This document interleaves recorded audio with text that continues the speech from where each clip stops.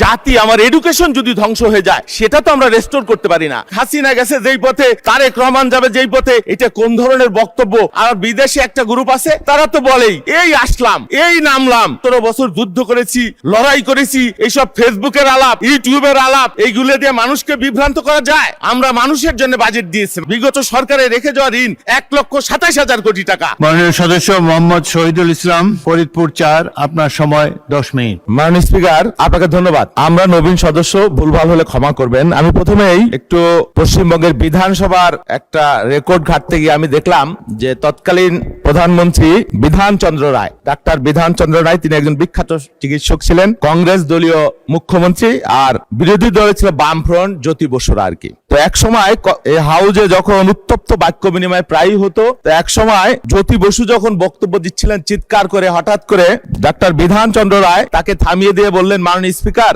আমি একজন নাকান গলার চিকিৎসক হিসেবে দেখতে পাচ্ছি যে তার এই বক্তৃতা এবং চেঁচামেচিতে তার গলার অনেক ক্ষতি হয়ে যাচ্ছে, এখনই তার বক্তব্য বন্ধ করে দেওয়া দরকার। এবং সাথে সাথে তিনি তার প্যাড থেকে একটা ওষুধের নাম লিখে দিলেন এবং সেটা জ্যোতি বসুকে দেওয়া হলো। সেটা নিয়ে অনেক হাস্যরস হলো। তো বিধান বাবুর কথা এই জন্য বললাম, আমাদের সংসদে মাঝে মাঝে বাক্য বিনিময় হয়। আমাদের এখানে কোনো চিকিৎসক নাই, আমাদের মাননীয় প্রধানমন্ত্রীও চিকিৎসক না, তার প্রিয় সহধর্মিণী একজন মেধাবী চিকিৎসক, গোল্ড মেডেলিস্ট, তিনি তো আর সংসদে নাই। আমাদের জাহিদ ভাই সহ বেশ কয়েকজন আছে, আমি অনুরোধ করবো একজন গলার চিকিৎসা এখানে রাখলে ভালো হবে। তো যাই হোক, আমি বাজেট বক্তব্য দিব তার আগে একটি কথা বলি যে মাননীয় অর্থমন্ত্রী ছিলেন সাইফুর রহমান, এক সময় দীর্ঘদিন তিনি 13টি বাজেট উপস্থাপন করেছেন। তিনি যখন বিদেশে গিয়েছিলেন, একবার পাকিস্তান সফরে ফেরবার পথে মাননীয় প্রধানমন্ত্রী বেগম খালেদা জিয়ার পেছনেই তিনি ছিলেন। তো বেনজির ভুট্টো তাকে দেখিয়ে বললেন বিদায় দেওয়ার সময় যে মাননীয় প্রধানমন্ত্রী, আপনি তো চলে যান, কিন্তু আপনার দেশের অর্থনীতির চেহারা বদলে যাওয়া এই জাদুর কাঠিটাকে যদি আমাকে দিয়ে যেতেন। তো যাই হোক, সাইফুর রহমান নাই, তিনি তার বাংলাদেশের অর্থনীতির চেহারা বদলে দেওয়ার জন্য বেগম খালেদা জিয়ার সহকর্মী হিসেবে 13টি বাজেট দিয়েছিলেন এবং বাংলাদেশের এই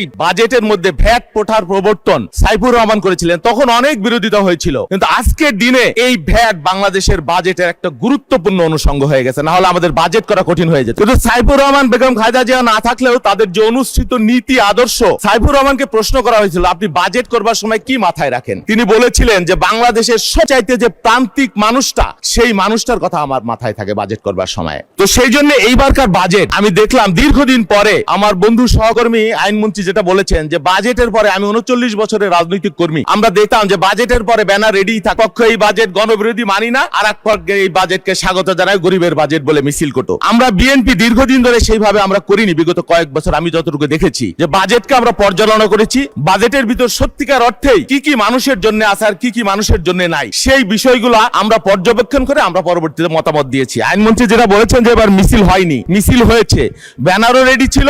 আমরা এখানে বাজেট শেষ হওয়ার পরে আমি যতটুকু জানি যে আমাদের বিরোধী দলের বন্ধুরা সেই একই মিছিল করেছে। আমি মনে করি যে এই সংসদে অনেক তরুণ রাজনীতিবিদ, অনেক মেধাবী রাজনীতিবিদ যারা এসেছেন, আধুনিক শিক্ষিত রাজনীতিবিদ এসেছেন, আমরা সেই মানধাত্তার গতানুগতিক রাজনীতির বাইরে এসে সত্যিকার অর্থেই বাজেটের জন্য যেটা আমাদের বাস্তবতা, যেভাবে জনগণের জন্য করা আছে সেই বিষয়গুলো যদি বলেন এবং গণবিরোধী যদি কিছু থাকে সেটাও যদি বলেন, তাহলে আমরা উপকৃত হই। মাননীয় স্পিকার, আমার একটা ব্যক্তিগত অভিজ্ঞতার কথা বলি। আমরা যখন বিগত রিজিমে জেলখানায় ছিলাম, ডিবির হেফাজতে ছিলাম, পুলিশের হেফাজতে ছিলাম, এক পুলিশ কর্মকর্তা আমাদেরকে বলেছিল, আপনারা তো বোকা, কি রাজনীতি করেন, জীবনেও ক্ষমতায় আসতে পারবেন না। বাত ব্যথা, প্যারালাইসিস কিংবা আর্থ্রাইটিস, আধুনিক ফিজিওথেরাপি ও পুনর্বাসন চিকিৎসায় নির্ভরযোগ্য নাম ডিপিআরসি।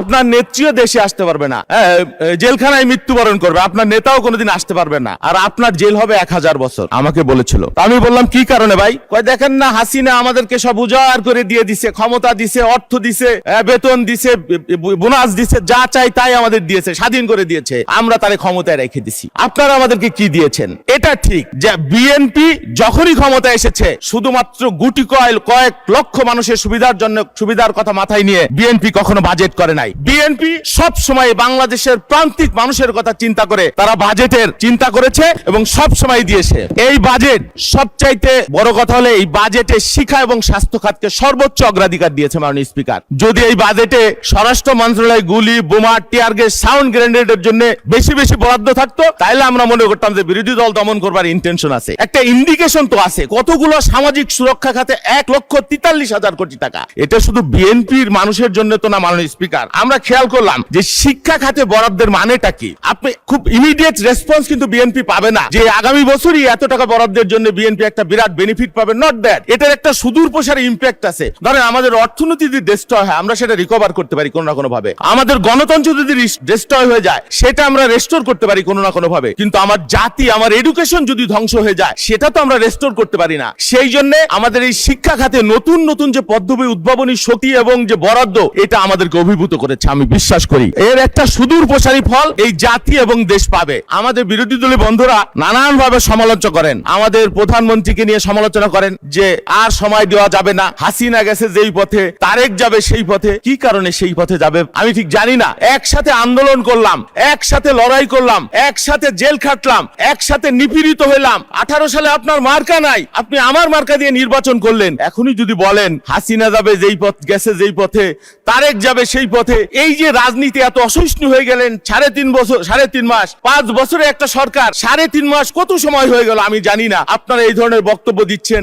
এই ধরনের কথা বলছেন। তারেক রহমান কি 1400 মানুষকে গুলি করে হত্যা করছে? তারেক রহমান কি লক্ষ লক্ষ গায়েবী মামলা দিছে? তারেক রহমান কি গুলি করে সাউন্ড গ্রেনেড দিয়ে রাজনৈতিক দলের সমাবেশ নিশ্চিহ্ন করে দিছে? তারেক রহমান কি হাজার হাজার গুম করছে? তারেক রহমান কি হাজার হাজার মানুষকে অন্ধ করছে, পঙ্গু করছে, হাজার হাজার কোটি টাকা বিদেশে পাচার করছে? যে আপনারা আর সময় দিবেন না, এখনই হাসিনা গেছে যেই পথে তারেক রহমান যাবে যেই পথে, এটা কোন ধরনের বক্তব্য, কোন ধরনের অসহিষ্ণুতা, এটা আমি জানি না। এবং আরো কেউ কেউ আরো বাড়ায় বলে, আর বিদেশে একটা গ্রুপ আছে তারা তো বলেই এই আসলাম, এই নামলাম। আরে ভাই 17 বছর যুদ্ধ করেছি, লড়াই করেছি, এইসব ফেসবুকের আলাপ, ইউটিউবের আলাপ, এইগুলো দিয়ে মানুষকে বিভ্রান্ত করা যায়? আমরা মানুষের জন্য বাজেট দিয়েছি মাননীয় অর্থমন্ত্রী, এবং তিনি বাজেট বক্তৃতায় এবার পরিষ্কার করে বলেছেন যে এটা, এই বাজেটের মূল লক্ষ্য হলো যে প্রান্তিক জনগোষ্ঠী যাদেরকে নিয়ে মানুষ কখনো চিন্তা করে না, একেবারে নিচের যে মানুষ, সেই মানুষটার কথাও তিনি মাথায় রেখেছেন এবং কাজ করেছেন। শুধু চাই না মাননীয় স্পিকার, এখানে অনেকগুলো ইস্যু দেখেন।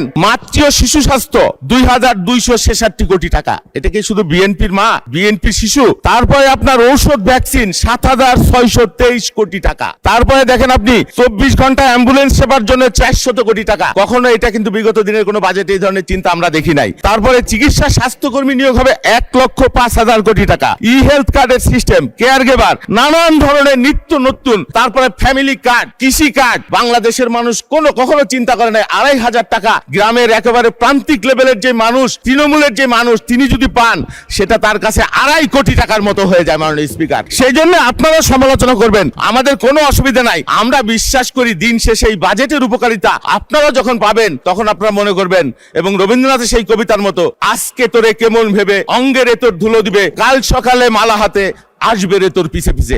মাননীয় স্পিকার, সিনিয়র সিটিজেন 65 বছর বয়স যাদের, তাদেরকে বিনামূল্যে ট্রেন ভ্রমণ এবং 25% কম ভাড়ায় মেট্রো রেল ভ্রমণের যে ব্যবস্থা করা আছে এই বাজেটে, এটাও একটা অভিনব পদ্ধতি। বাংলাদেশের ইতিহাসে এই ধরনের বাজেট, এই ধরনের চিন্তা কেউ কখনো করেনি। তো সেই জন্য আমরা বলবো যে বাজেট নিয়ে আপনারা অবশ্যই সমালোচনা করেন, এবং এই বাজেট আমি বিশ্বাস করি যদি বাস্তবায়ন, ওনারা বলেন যে কল্পনা বিলাসী, মাননীয় আইনমন্ত্রী যেটা বললেন, আরে ভাই কল্পনা বিলাসী না হলে কি হবে? বলা হয় যে মানুষ তার স্বপ্নের চাইতে বড়, স্বপ্নের সমান বড়। মানুষের যদি স্বপ্ন না থাকে, আপনি যদি আকাশ ছোঁয়ার চেষ্টা করেন, নিশ্চয়ই আপনি ছাদ পর্যন্ত যেতে পারবেন। আর আপনি যদি ছাদে যেতে চান তাহলে তো আপনি মেঝে থেকে উঠতে পারবেন না। বাজেট হলো আমার আগামী দিনের স্বপ্ন, আমার আগামী দিনের আকাঙ্ক্ষা। আমি এটা করবো এই দেশের মানুষকে নিয়ে, এই দেশের মানুষের জন্য, মানুষের কল্যাণে। সেই চিন্তা, সেই স্বপ্ন যদি আপনার না থাকে তাহলে তো আপনি কিছুই করতে পারবেন না। এই বাজেট 100% বাস্তবায়িত হবে, কোনোদিন হয়েছে জানি না। বিদেশি ঋণের কথা ওনারা বলেন, তৃতীয় বিশ্বের দেশে কোথায়, কোন দেশে কখন ঋণ ছাড়া বাজেট হয়েছে আপনি বলেন? জানি না। শুধু ঋণ তো আমরা নিচ্ছি না,